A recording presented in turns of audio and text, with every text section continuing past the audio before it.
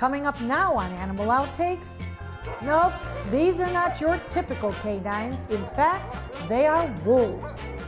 Why there is a sanctuary dedicated to them. Manatees are slow-moving, gentle giants of the sea, and most people believe that they're fat and lazy. Our Inspector Planet is looking for answers. I've been here for 3 nights waiting to see them eat cheeseburgers. I just don't get it. How are they so big? Go and stay, teaching your pet the important skill of just hanging out. This and much more straight ahead on Animal Outtakes.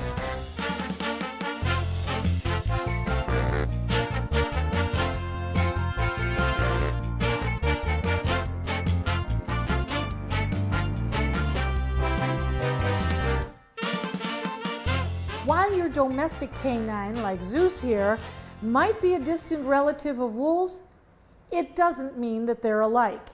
As we recently found out, wolves have a demeanor all their own.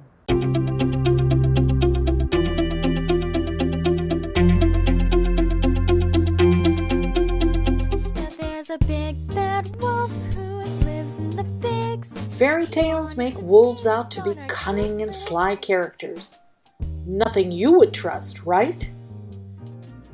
Here at the Shy Wolf Sanctuary, they specialize in rescuing wolves and wolf dogs, a cross between a domestic dog and a wolf. We've been brought up to know that a wolf is a wild animal, of course, versus our domesticated dog.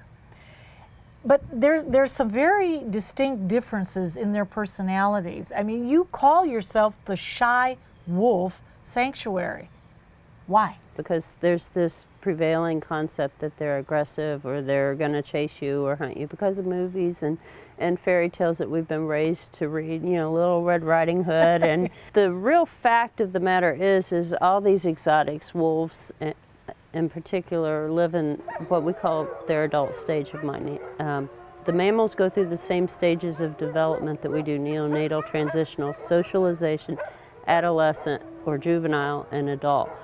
And what we've done over tens of thousands of years is we've kept those dogs in that juvenile stage. We've done the inbreeding and the line breeding and created certain traits where they're dependent on us. They want to come to us for food, for shelter, for direction. Even the canines look to their handler for tracking, trailing, or apprehension. They don't do it on their own. They need us. They need us. The wolves, on the other hand, will do it on their own, and they look for shelter. They know how to survive, and even if they've been bred in captivity for years and years, they still have that instinct, and they still function in that adult stage of mind. So if you're thinking about getting one of these animals, you know, that animal could be an adult child living at home with you, basically, is what you're dealing with, is you're trying to get them to do certain things you want them to do, behave in certain ways you want them to behave, but you have no way of telling them, yes, you're going to do this. Oh, here we go.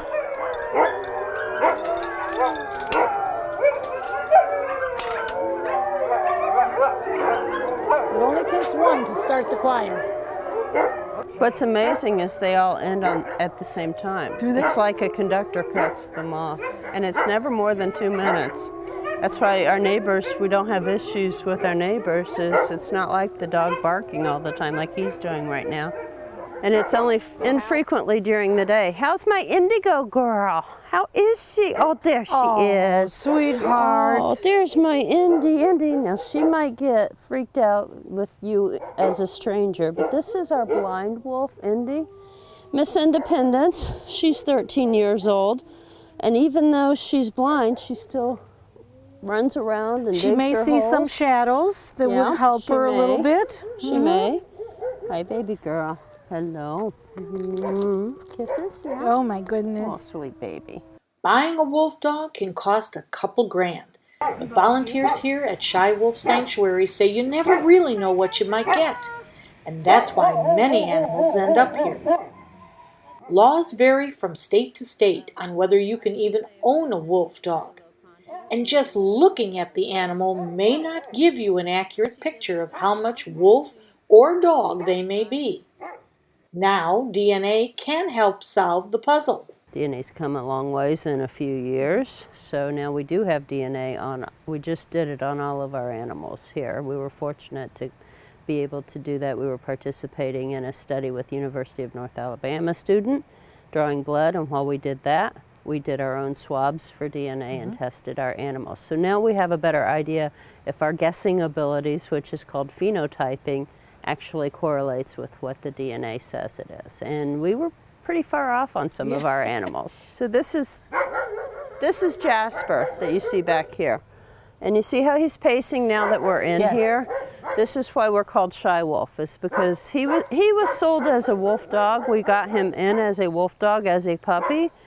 And when we did our DNA testing in May, he actually came back as a full wolf. So he's the opposite end of what we usually see, which is usually we see low to no content wolves sold as wolf dogs, you know, pretty much dogs sold as wolf dogs. But he actually is the real deal. And you can see how long his legs are, how narrow his chest is. He's got the straight face and nose.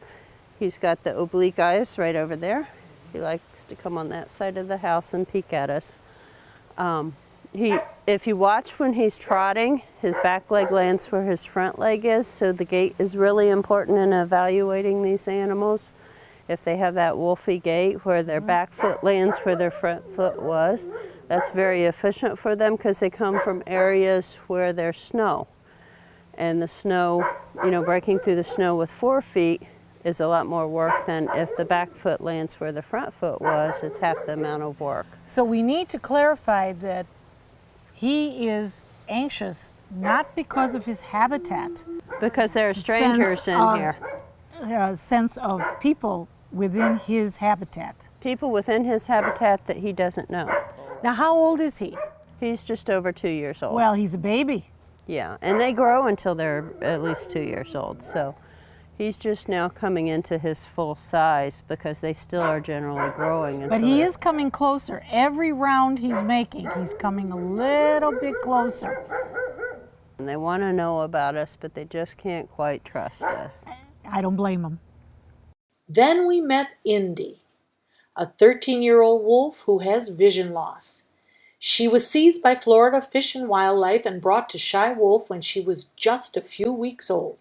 The test came back 95% plus. We think she's probably a full wolf, but her dad is either her uncle or her grandfather.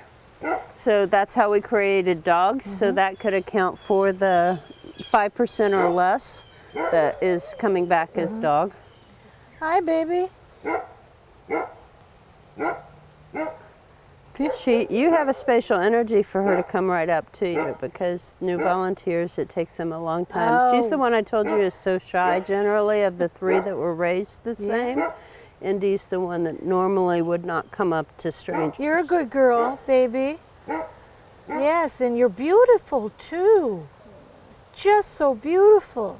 Indy has a good life ahead of her, albeit she's a little handicapped. Yes, she has an amazing life here.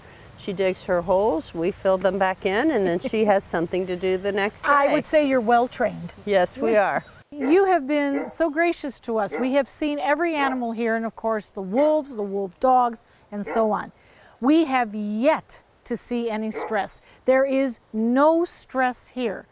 How do you accomplish that? Well, it's about the animals for us. You know, we're here to take care of them, make their lives as good as possible. We have as big a habitat as possible. We provide foot tubs for them to cool off in. If they don't want to interact with people, we don't force them to interact with people. The moral of the story? While fairy tales are make-believe, everything we learned about the animals here is real. You gotta come up and say hi to me. Yeah. Give me kisses. Give me kisses, yeah. Give me kisses. Well, good girl.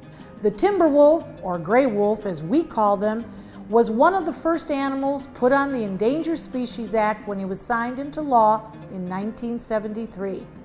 Today, there is talks for the gray wolf to be taken off the endangered species list. Stay with us. Inspector Planet with Dr. Tracy is coming up next.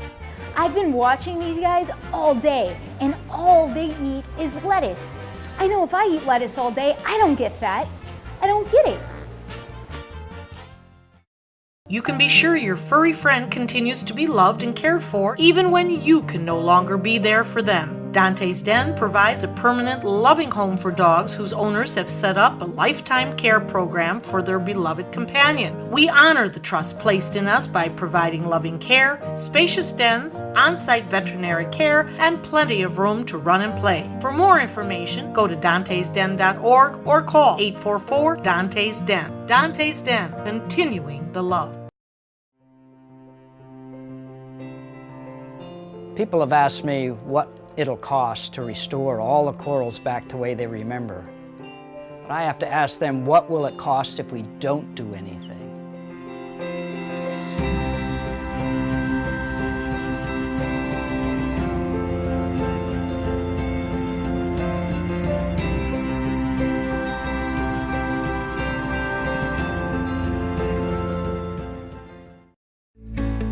Every dog deserves a lifelong loving home.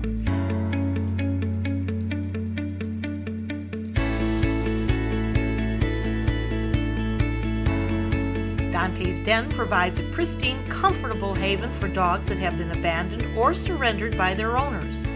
We ensure that every pup in our Joyful Dogs adoption program receives lots of love and attention, is properly immunized, spayed or neutered, and is in good health.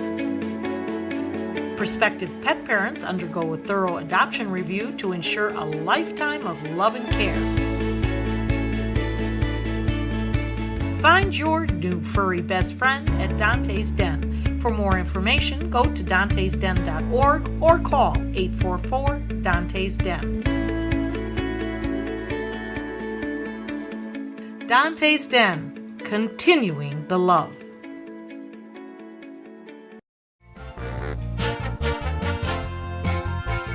Science is everywhere, and it's all around us. It's observing the world, forming questions, and the willingness to find the answers. It's something our Inspector Planet does every day, and you can too. Hi, my name is Dr. Tracy Fanara, an environmental engineer. I use different scientific disciplines to protect the environment, humans, and wildlife. At Moat Marine Laboratory, I use investigation and myth busting to solve problems.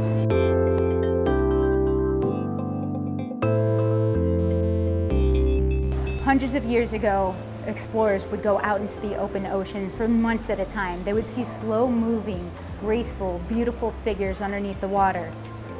This is where stories of mermaids started. What they were probably seeing, because of the reflectance of the water, were 1,200-pound manatee. There's a story about an explorer named Christopher Columbus who said he spotted 3 mermaids. He described them as, quote, not half as beautiful as they are painted. I might beg to differ with Columbus on that one. Manatees are pretty darn cute, but when you see them side by side, one big difference you notice is their size. I've heard it before, manatees are fat and lazy, but are they? This experiment should be a no-brainer. Come on, more than 1,000 pounds? I wouldn't call that in shape. Let's find out what they eat.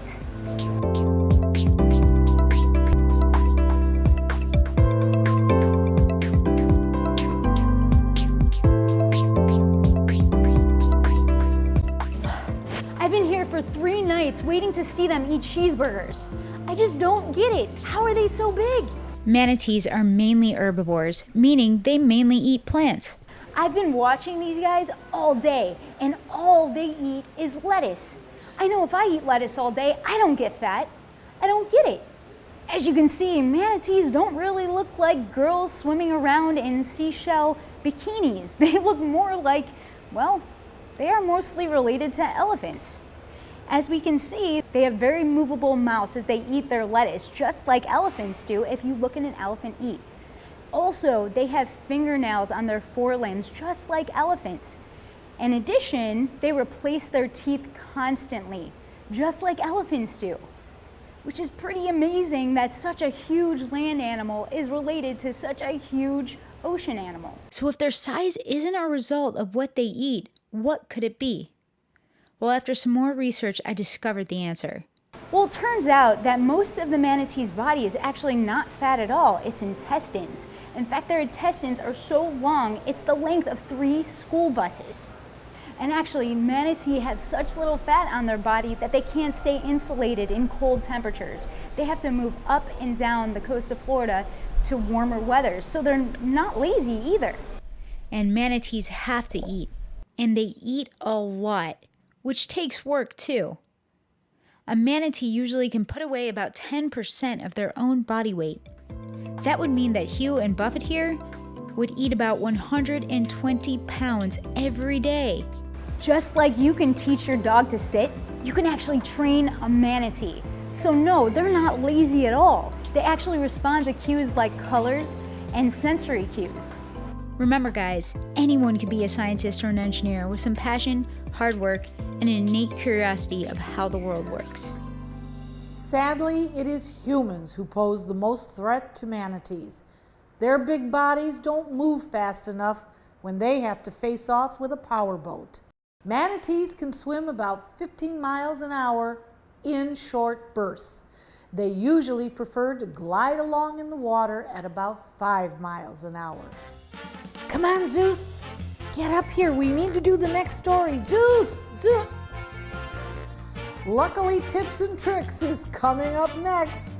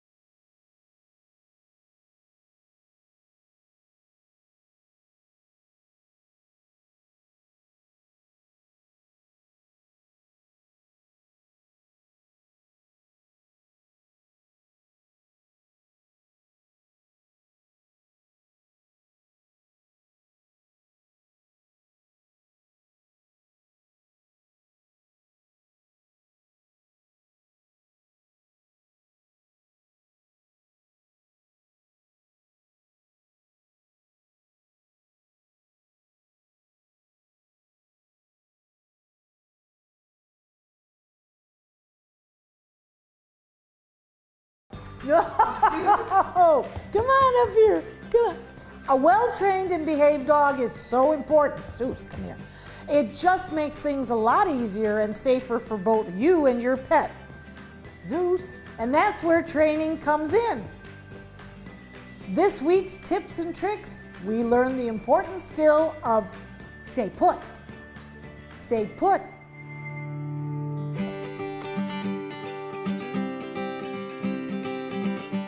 As you know, Jesse, up here at Dante's Den, we have Dante's Wellness Clinic, and one of the criteria that we do for the exam is let's get the dog on the scale and let's get a good reading. Yep. Do you know how hard this is?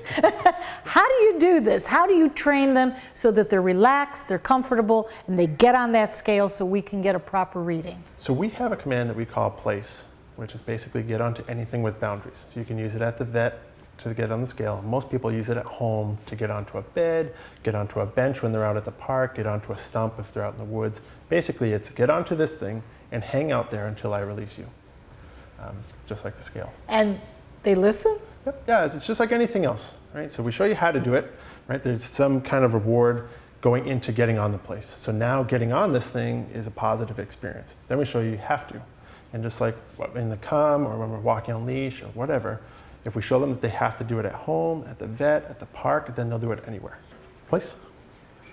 So if you're going to use some apparatus at home, you want to have a special one, not necessarily a bed that they would jump into all the time, perhaps one bed that's segregated that they know that they have to go into, or do we do carte blanche? So it really depends. So if you do the same bed all the time, you can send your dog there from anywhere in the house. I know when you say place or get onto your bed, that's always my bed, just like when people have one crate in their home. For a lot of my clients will use multiple places. They have one by the front door, so they're not right at the door. They have one over by the couch, so they're not right on the couch when they're watching TV, and they have one by the dinner table, so they're not begging. So it really doesn't matter. If I point to anything and I tell you to place on it, you have to get on there. Is that kind of like timeout? It can be. Some people will use it like that. A lot of people with puppies will use it. They get really crazy, or I can't watch you right now. I don't want you to have an accident. I don't necessarily want you to go in your crate. Hang out here. For more training tips or to have a trainer work with you and your dog, log on to theupbeatcanine.com. Coming up next, now if we were to have a first aid emergency box, which you've been kind enough to give to me over the years, what should we have in there? And tell us why a Band-Aid doesn't work.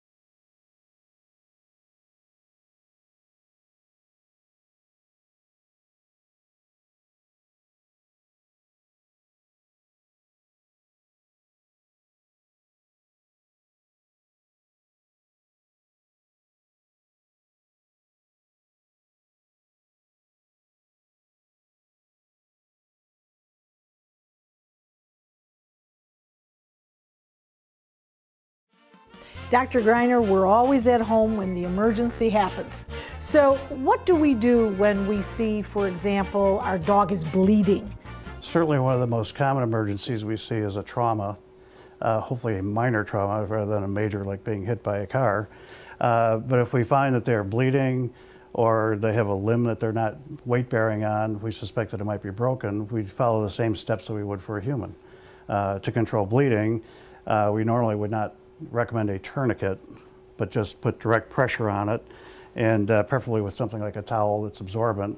And once you get pressure on it, try not to peak, because when you take pressure off, bleeding starts all over again, the clot that you were forming is gone. So try to keep pressure on it constantly, and if they're bleeding that much, obviously they need to get to an emergency clinic. Sure. And get that taken care of right away. If we suspect that they have a broken leg, same thing as a human, we try to immobilize it.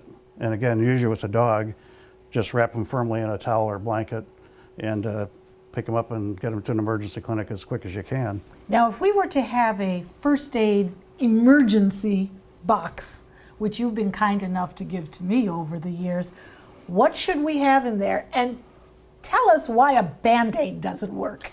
In a word, hair. And Band-Aid just tends to pull their hair out, and even if you manage to get it to stick, they're not very happy when you take those off, as you might imagine. And so normally when we bandage an animal, we try to put a dressing on first and then put the tape over the dressing. and maybe just catch a little bit of hair at the side or the edges of it to try to get it to stick on there. And we always use things like Elastic-On or non-stick. Okay. Now, another thing that has happened over the many years that you and I have been together and the many dogs that we have taken care of, I call you in a panic. His tooth is bleeding. His tongue is bleeding. Oh my gosh, his ear is bleeding. What do we do? And there's a lot of blood coming from that. And especially if it's the mouth, they tend to drool just like we do, and so it is a lot more blood in appearance than there actually is. And so your tendency is, well, let's just flush that out and give them some water. No, that just flushes the clot off. And so if they are a good dog like Joey here, again, you can just take an old rag or something, pressure. just apply pressure directly to it. Now, so many times we will also see they have a bowel movement, and oh my gosh, there's blood, and a lot of it again. What do we do? How much do we panic? It depends on their history. If they have a history of eating things, like bones are probably one of the worst things you can give them. Not only does it tend to fracture their teeth, but the splinters tend to wreak havoc on the way out. Then very often we'll treat them just like we would a person that has colitis, and that's a little bit of Pepto-Bismol. And very often if they've eaten something stupid, and we know that it's already on its way through to the colon, I'll usually give them a little bit of burnt toast, and just to provide some fiber. And by burning the toast, it creates some activated charcoal. It absorbs toxins on the way through, and something with a lot of fiber like whole wheat. So, as you know, I've had one dog jump up and swallow a safety pin, and another one swallow a button along the way. I really am very careful, but these things do happen. You always told me the burnt toast, and it works. Try to push it through, and if there's any doubt about it, we'll take serial x-rays to make sure it's on its way through and not causing an obstruction. So we should have some of the special bandages that you talk about. We should probably have Pepto-Bismol in our little box. Neosporin, you've always recommended that to Topically stop for a little wounds. topical. Yeah, and anything else that should be in that. Hydrogen peroxide, because if they have swallowed something, particularly things like rat poison, we need to get that out as quickly as we can. And dose, and call your veterinarian, they'll give you a dose of hydrogen peroxide. Usually within 10 minutes they'll vomit it up. And then, of course, they will vomit it, and hopefully we should be home free. Thanks, Joey. Stay out of trouble. Great advice from the doc, as usual. We hope you had fun and learned a thing or two along the way. Zeus and I will be back here again next week with even more animals and some wild adventures. Until then, thanks for watching. Do we like a paw or massage? There we go. We have a paw massage. Whoa, maybe not. You have to move fast. And they would look out to the waters and see these beautiful swimming bodies. And they thought, there must be women living in the ocean. This is not working. Okay. No. Come here. Come here. Get up there. Come on. Come on. Let's go. No. Come on up here. Come on.